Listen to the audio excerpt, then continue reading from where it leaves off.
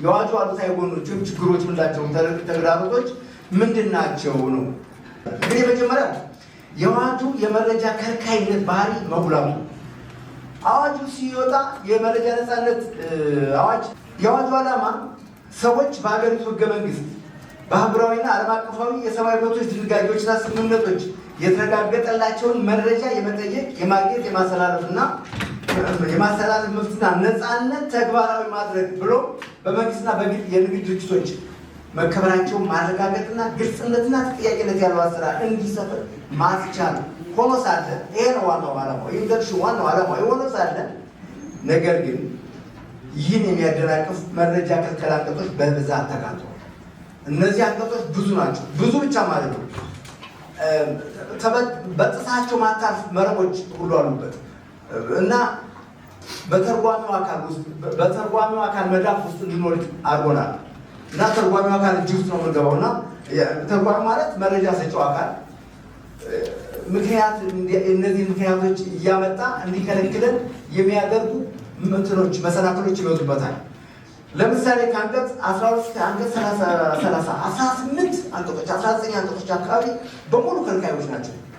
በአንቀጽ 12 ከሶስተኛ ወገን የግል መረጃ ጋር በተያያዘ ነው። ከሞት 20 ዓመት ያልሞላው ሰው ጨምሮ የሶስተኛ ወገንን የግል መረጃዎች እንዲገለጹ የሚያደርግ ከሆነ የተጠየቀው መረጃ ውድቅ እንደሚደረግ ተደንግጓል። እዚህ ላይ የተቀመጠው የ20 ዓመት ጊዜ ገደብ ለምንድን ነው የተመረጠው? 20 ዓመትን ማን ነው የመረጠው? ለምንድን ነው 20 ዓመት የተመረጠበት ምክንያት? እኛ በ12 ዓመትም በ10 ዓመትም በ5 ዓመትም መረጃውን ማግኘት እንፈልጋለን። የህዝብን የማወቅ መብት የሚገድብ መስሎ ይታየናል። ሌላው በአንቀጽ 13 ከሶስተኛ ወገን የንግድ መረጃ ጋር በተያያዘ 13(1) ላይ የመረጃው መገለጥ በሶስተኛ ወገኖች የንግድ ጥቅሞች ላይ ከፍተኛ ጉዳት የማስከተል ውጤት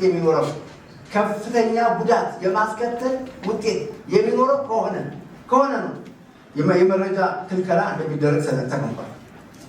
ጥያቄ ይነሳል እዚህ ጋር የከፍተኛ ጉዳት የማስከተል ውጤት የሚኖረው ከሆነ ሲል የጉዳቱ ከፍተኛነት መለኪያ ምንድን ነው? በማን ፐርስፔክቲቭ ነው የጉዳቱ ከፍተኛ ነው ቀላል ነው የምንለው?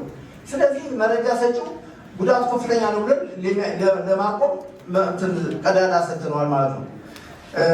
በምንድን ነው የሚለካው? ማን ነው የሚለካው? የሚሉ ጥያቄዎች ተጨባጭ መልስ የላቸውም። ለመረጃ ከልካዩ አካል የማምለጫ ምክንያት ናቸው እንጂ እነዚህ ለእንትን አይሉም የሚል ስጋት አለ። ሌላው በአንቀጽ 23 ላይ ከካቢኔ ሰነድ ጋር ተያያዘ አሁን እንደዚሁ ምሳሌ የካቢኔ ሰነዶች ለመረጃ ጠያቂ የሚከለከሉባቸው ምክንያት ይዘረዝራል። ነገር ግን በካቢኔ ውሳኔ ደግሞ መረጃ ሊሰጥ እንደሚችል አስቀምጧል።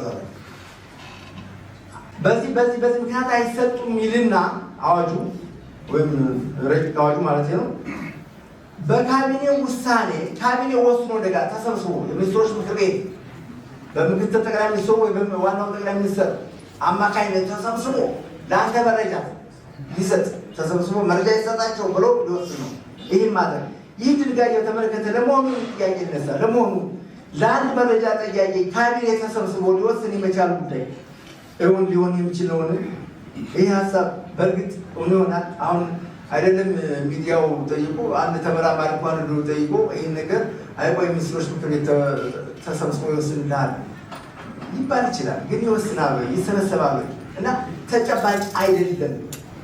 ህልም ነው የተቀመጠው።